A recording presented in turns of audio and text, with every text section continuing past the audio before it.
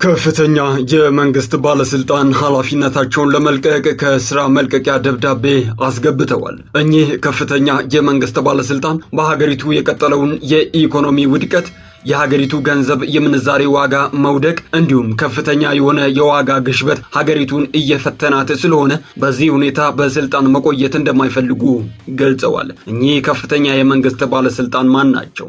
ጉዳዩን ዘርዘር አድርገን በተከታዮቹ ደቂቃዎች እንነግራችኋለን። ኤርትራ ከህወሓት ጋር በመሆን በሉዓላዊነታችን ላይ ግልጽ ጥሰት እየፈጸመች ነው። እንዲሁም የኤርትራ ሰራዊት የኢትዮጵያን ሉዓላዊ ግዛት ጥሶ ትግራይ ክልል ገብቷል። ስለዚህ ትዕግስታችን አልቋል፣ አስፈላጊውን እርምጃ እንወስዳለን ሲሉ የመንግስት ከፍተኛ ባለስልጣንና የጦር ጀነራሉ ተናግረዋል። በሰሜኑ የሀገሪቱ ክፍል ከህወሓት ኃይሎች ጋር በድጋሚ ስለተቀሰቀሰውና ተፋፍሞ ስለቀጠለው ጦርነት ምንም አይነት አስተያየት ሳይሰጥ የቆየው የፌዴራሉ መንግስት በኤርትራ ወረራ እንደተፈጸመበት አስታውቋል። የኤርትራ መድፎች በዛላምበሳ በኩል ወደ ትግራይ ክልል ጎሎምከዳ ወረዳ መግባታቸውንም አረጋግጧል። በቀጣይም የሀገሪቱን ሉዓላዊነት ለማስከበር የተቀናጀ እርምጃ እንደሚወስድም ገልጿል። የሀገሪቱን ሉዓላዊነትና የዜጎችን ደህንነት ለመጠበቅ ሲልም አስፈላጊውን ህጋዊ እርምጃ ለመውሰድ እንደሚገደድም አሳስቧል። የዚህን መረጃ ዝርዝር በተከታዮቹ ደቂቃዎች በስፋት የምናስደምጣችሁ ይሆናል። የሀገሪቱ ፕሬዚደንት ላለፉት ከሁለት ወራት ለሚበልጥ ጊዜ ከህዝብ እይታ መሰወራቸው ከፍተኛ ጥርጣሬና ስጋትን ደቅኗል። በርካቶች የፕሬዚደንቱ ከእይታ መሰወር ከጤና እክል ጋር የተያያዘ ሊሆን እንደሚችል እየገለጹ ይገኛሉ። ዝርዝር መረጃውን ተከታዮቹን ደቂቃዎች አብራችሁን ስታሳልፉ የምታደምጡት ይሆናል። የከበረ ሰላምታችንን አስቀደምን። ክቡራን ተከታታዮቻችን እንደምን ቆይታችኋል? ለሰዓቱ ያሰባሰብናቸውን አዳዲስና ወቅታዊ መረጃዎች ይዘን ቀርበናል። ለአዳዲስ ተአማኒና ወቅታዊ መረጃዎች ቻናላችንን ሰብስክራይብ በማድረግ ቤተሰብ ይሁኑ።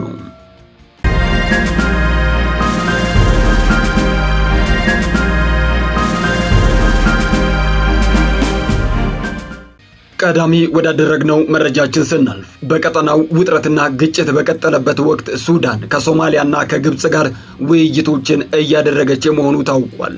ሱዳን ከሶማሊያና ከግብጽ ጋር በቀጠናዊ ክስተቶች፣ በሁለትዮሽ ትብብሮችና በሀገሪቱ ወቅታዊ ሁኔታ ላይ ያተኮሩ የተናጠል ዲፕሎማሲያዊ ውይይቶችን ማካሄዷን የሶማሊያው ብሔራዊ ዜና ኤጀንሲ ሶና እና የግብፁ አህራም ኦንላይን ዘግበውታል። እንደ ሶና ዘገባ በሞቃዲሾ የሶማሊያ የውጭ ጉዳይና ዓለም አቀፍ ትብብር ሚኒስትር አብዱል ሰላም አሊ በጽህፈት ቤታቸው የሱዳን አምባሳደር አብዱራህማን ሐሊህ አህመድ አባካር አፍዲን ተቀብለው አነጋግረዋል። ሁለቱ ወገኖች በቅርብ ጊዜያት በተከሰቱ ቀጠናዊ ሁነቶችና ለውጦች እንዲሁም በሶማሊያና በሱዳን መካከል ያለውን የሁለትዮሽ ትብብር ማጠናከርና ማስቀጠል በሚቻልበት ሁኔታ ላይ መምከራቸውን ዘገባው አመላክቷል። በተጨማሪም በሁለቱ ሀገራት መካከል ያለውን የዲፕሎማሲ ግንኙነት ለማስቀጠልና በጋራ ጉዳዮች ላይ ትብብርን ለማስፋፋት ያላቸውን ቁርጠኝነት አረጋግጠዋል። ሆኖም ከሁለቱም ወገኖች የተሰጠ ተጨማሪ ዝርዝር መረጃ ግን የለም። ይህ በእንዲህ እንዳለ የሱዳን የውጭ ጉዳይ ሚኒስትር ሞሂ ኤሊዲን ሳሌም ከግብጽ ውጭ ጉዳይ ሚኒስትር ባድር አብደላቲ ጋር በስልክ ተወያይተዋል። ውይይቱ በሁለትዮሽ ግንኙነትና በሱዳን ወቅታዊ ሁኔታ ላይ ያተኮረ መሆኑን የግብጽ የውጭ ጉዳይ ሚኒስቴርን ጠቅሶ አህራም ኦንላይን ዘግቦታል። በውይይቱ ወቅት አብደላቲ ግብጽ ለሱዳን አንድነት፣ ሉዓላዊነት፣ የግዛት አንድነትና ብሔራዊ ተቋማት ያላትን ድጋፍ አረጋግጠዋል። አክለውም በሱዳን የሚካሄድ ማንኛውም የፖለቲካ ሂደት ሙሉ በሙሉ ከሱዳናውያን የሚመራና የሱዳን ሕዝብን ፍላጎት የሚያንጸባርቅ መሆን እንዳለበትም አስገንዝበዋል። የግብፁ የውጭ ጉዳይ ሚኒስትር ይህ አይነቱ ሂደት የሱዳንን ብሔራዊ ተቋማትና ሀብቶች የሚያስጠብቅ እንዲሁም ደህንነትና መረጋጋትን ለማስፈን የሚረዳ መሆን እንዳለበትም ተናግረዋል። በተጨማሪም በግብፅና በሱዳን ህዝቦች መካከል ያለውን ታሪካዊ ግንኙነትና ወንድማማችነትን በመጥቀስ ካይሮ የሁለትዮሽ ትብብሩን ለማስፋፋት ያላትን ፍላጎት ገልጸዋል። እንደ ሚኒስቴሩ ገለጻ ሁለቱ ወገኖች ትብብራቸውን ለማጠናከር እንዲሁም የቅርብ ቅንጅትና ምክክር ለማድረግ ተስማምተዋል። እነዚህ አዳዲስ የዲፕሎማሲያዊ ውይይቶች የተደረጉት ሱዳን ሰፊ ቀጠናዊ የዲፕሎማሲና የደህንነት ስጋቶችን የፈጠረውን ረጅም ግጭት አስተናጋጅ በሆነችበት ወቅት ነው።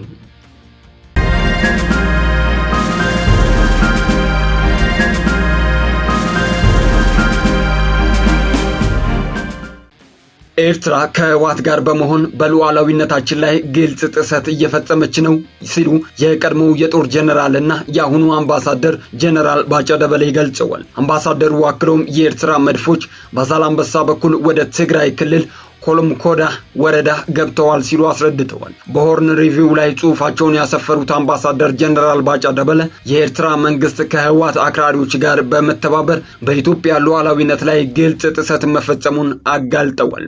በተለይም ነሐሴ 3 ቀን 2018 ዓ.ም የኤርትራ ወታደራዊ ባለስልጣናት የሀገራቸውን ባንዲራ ይዘው ወደ ዛላምበሳ መግባታቸውንና ታንኮችን ጨምሮ ከባባድ መሳሪያዎችን ወደ ሰሜን ኢትዮጵያ ማዘዋወራቸውን ሁኔታው እጅግ አደገኛ እንዳደረገው ገልጸውታል።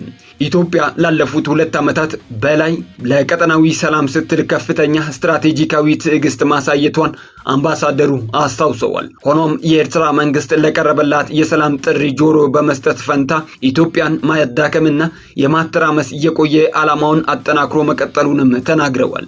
በሌላ በኩል የህወሓት አክራሪዎች የትግራይ ወጣቶችን በግድ በመመልመልና ለሱዳን ጦርነት ለማሰለፍ ለፖለቲካ መጠቀሚያ እያዋሏቸው መሆኑን አመላክተዋል። ዓለም አቀፉ ማህበረሰብ የጣላቸው ውስን ማዕቀቦች የኤርትራን አካሄድ መቀየር እንዳልቻሉ የገለጹት ጀነራል ባጫ ደበሌ የኢትዮጵያ መንግስት የሀገሪቱን ሉዓላዊነትና የዜጎቹን ደህንነት ለመጠበቅ ሲል አስፈላጊውን ህጋዊ እርምጃ ለመውሰድ እንደሚገደድም አሳስበዋል። ኤርትራ ይህንን የጥፋት እርምጃ ካልገታች የሚመጣው ቀውስ በራሷ በኤርትራ ላይ የሀገር መፍረስ አደጋን ጨምሮ ለአጠቃላይ ቀጠናው ሰላም ከፍተኛ ስጋት እንደሚፈጥርም በማስጠንቀቅ አፋጣኝ ምላሽ እንዲሰጥም ጥሪ አቅርበዋል።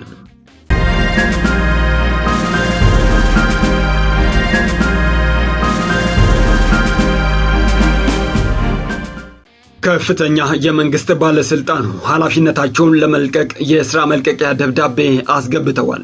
እኚህ ከፍተኛ የመንግስት ባለስልጣን በሀገሪቱ የቀጠለው የኢኮኖሚ ውድቀት፣ የሀገሪቱ የገንዘብ ምንዛሬ ዋጋ በየጊዜው መውደቅ እንዲሁም ከፍተኛ የሆነ የዋጋ ግሽበት ሀገሪቱን እየፈተናት ስለሆነ በዚህ ሁኔታ በስልጣን መቆየት እንደማይፈልጉ ገልጸዋል። እኚህ ከፍተኛ የመንግስት ባለስልጣን ማን ናቸው? ጉዳዩን ዘርዘር አድርገን እናስደምጣችኋለን።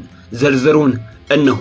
የሊቢያ ማዕከላዊ ባንክ ገዢ ስልጣናቸውን መልቀቃቸው ተሰምቷል። በአካባቢው መገናኛ ብዙሃን ሰኞ ዕለት ይፋ በተደረገ ደብዳቤ መሰረት የሊቢያ ማዕከላዊ ባንክ ገዢ ናጂ ኢሳ ከኃላፊነታቸው ለመልቀቅ ለተወካዮች ምክር ቤት በይፋ ጥያቄ አቅርበዋል።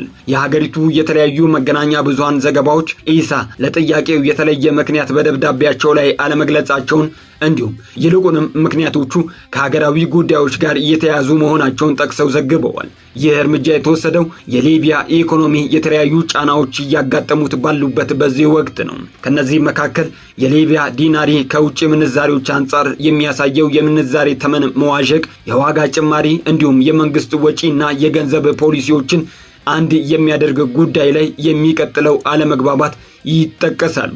ኢሳ የተባበሩት መንግስታት ድርጅት ባመቻቸው የተወካዮች ምክር ቤት እና በከፍተኛው የመንግስት ምክር ቤት መካከል በተደረገ የፖለቲካ ስምምነት መሰረት ሳዲቅ አልካሪን በመተካት በ2024 እንደ አውሮፓውያኖቹ የዘመን አቆጣጠር ነበር የሥራ ኃላፊነቱን የተረከቡት።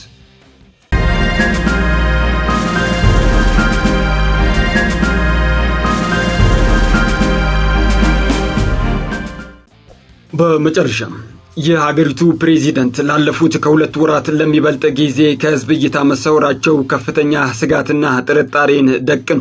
በርካቶች የፕሬዚደንቱ ከእይታ መሰወር ከጤና እክል ጋር እየተያያዘ ሊሆን እንደሚችል ግምታቸውን እያስቀመጡ ይገኛሉ። ዝርዝሩ እነሆ። የዓለማችን ዕድሜ ጠገቡ መሪ የት ገቡ?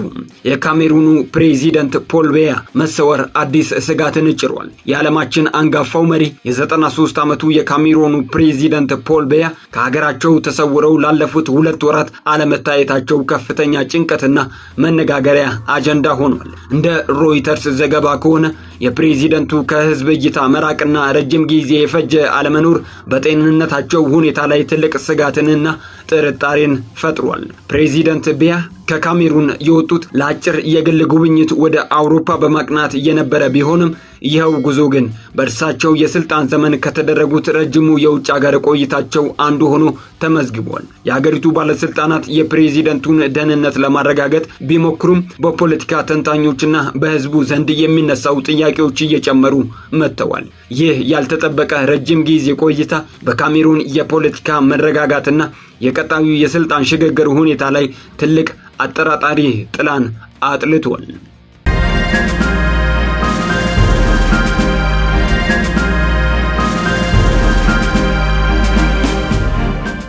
ክቡራን ተከታታዮቻችን ለዕለቱ ያሰባሰብናቸው አዳዲስና ወቅታዊ መረጃዎቻችን በዚሁ አበቁም።